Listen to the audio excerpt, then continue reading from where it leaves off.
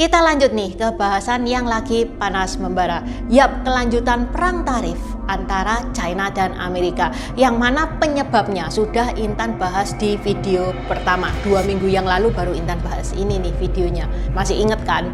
Lah kok kemarin Donald Trump itu koar-koar mengharapkan China untuk diskusi sama dia. Xi Jinping nggak ngebales dong, di ghosting sama Xi Jinping level dewa. Bukannya ngebales ajakan damainya Donald Trump, Xi Jinping malah healing keliling ASEAN. Xi Jinping bilang tarif resiprokal, bodoh amat. Tahu nggak apa responnya Donald Trump setelah di ghosting sama Xi Jinping? Makin kesini makin seru. Nonton video ini sampai habis. 大家好，我叫 Intan， 欢迎来到我的频道 Dynasty 小戏。Baju yang Intan pakai ini gambar Kuan Yin dioperasi sama dokter Hwato. Salah satu momen mind blowingnya Sampo, yang mana biasanya orang kalau dioperasi normalnya itu tuh tidur. Kuan Yin bukan saja nggak mau tidur, dia malah main Weiqi, caturnya China. Kalau teman-teman suka sama gambar ini, bisa diorder minggu depan karena minggu depan open PO. Selain gambar Kuan Yin dioperasi Dr. Hwato, ada juga custom marga. Bisa custom sesuai marga teman-teman, tersedia berbagai efek, mulai glow in the dark, reflective rainbow, efek emas. Kalau teman-teman tidak suka aneh-aneh tanpa efek juga ada.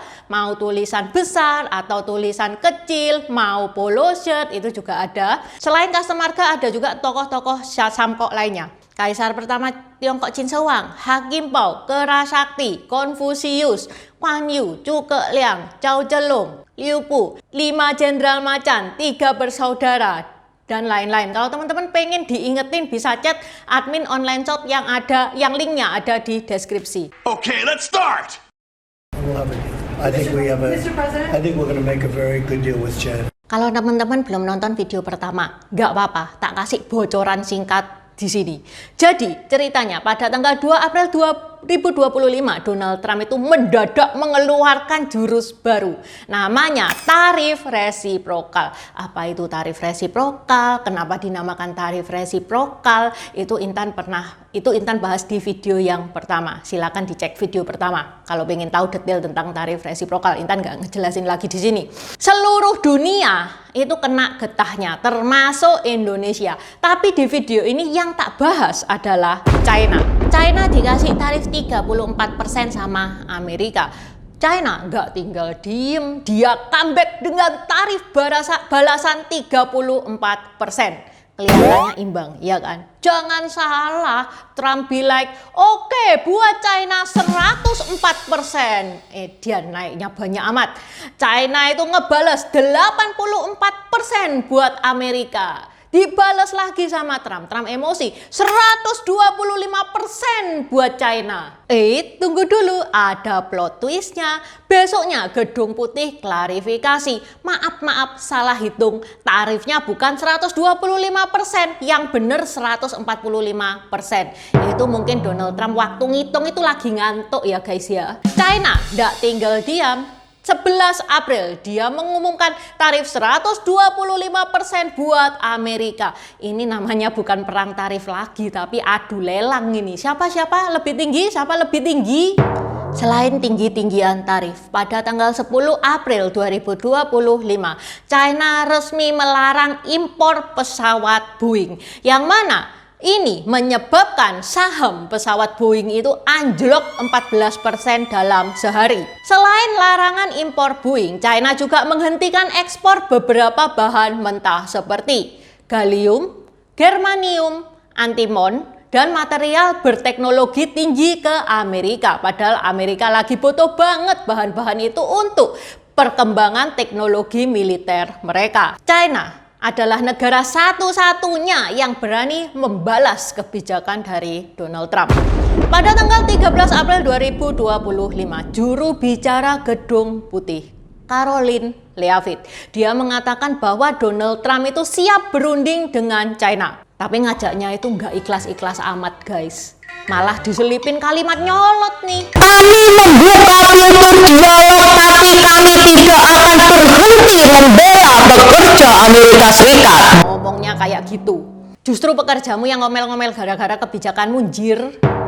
Lagian dari nada ngomongnya kelihatan kayak China lagi butuh-butuh woy. Gak heran kalau ajakan itu cuman di-read sama Xi Jinping, gak dibales, di ghosting level presiden sama Xi Jinping. Lanjut pada 15 April tahun 2025, Trump resmi mengajak Xi Jinping untuk negosiasi. Kali ini nadanya itu agak lembutan dikit, dia sudah belajar dari pengalaman pertama.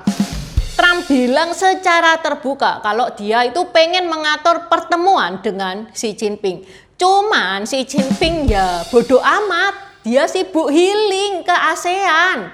Xi Jinping bilang tarif resiprokal mau naik turun bodoh amat, yang penting otakku harus waras. Merasa dikacangi, Trump sakit hati dong. Aku ini presiden loh, gak ada loh yang ngacangin aku, cuman Xi Jinping doang yang ngacangin aku. Sakit hati dia, sehingga pada tanggal 15 April malam, tadi kan dia ngomong secara terbuka itu 15 April pagi, ini malamnya dia karena sakit hati nih ya, Donald Trump langsung menetapkan tarif 245% untuk China. Trump bilang, setelah aku menerapkan tarif resiprokal, 75 negara lebih itu pada menghubungi aku, pada ngajak berunding. Lah ini China sudah dikode-kode kagak nyamperin aku.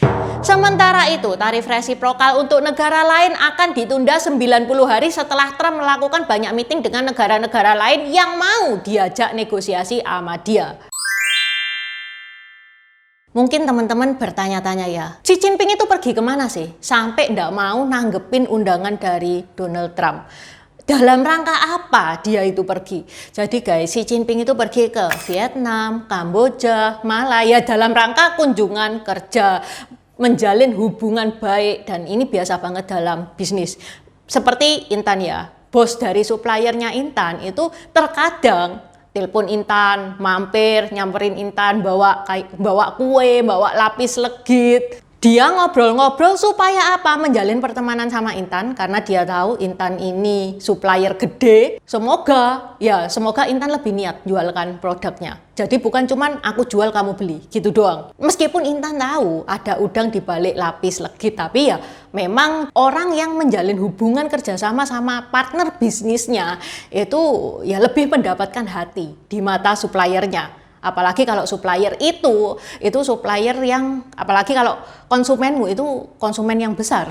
Jadi teman-teman jangan bisnis kamu jual aku beli gitu doang.